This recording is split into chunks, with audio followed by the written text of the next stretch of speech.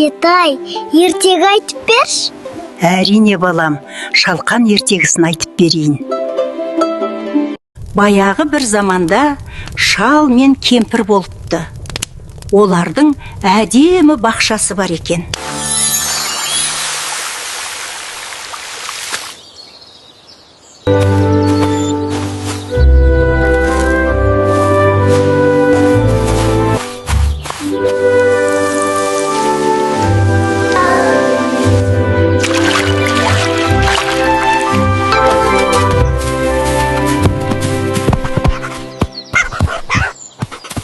Ертеде бір қарт бақшаға шалқан отырғызды.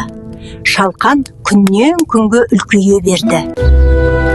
Бір күні шалқанды жерден суырып алмақшы болады. Ары тартады, бері тартады. Шал көмекке кемпірін шақырады. Екеуі жабылып тартса да, шалқан қозғалмайды.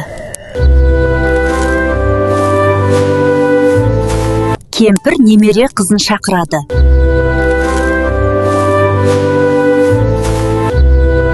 Үшеуі бірге тартады, бірақ шалқан шықпайды. Немере қызы итін шақырады. Ит те қосылады, бірақ шалқанды суырып ала алмайды. Ит мысықты шақырады. Мысық та жұлқиды.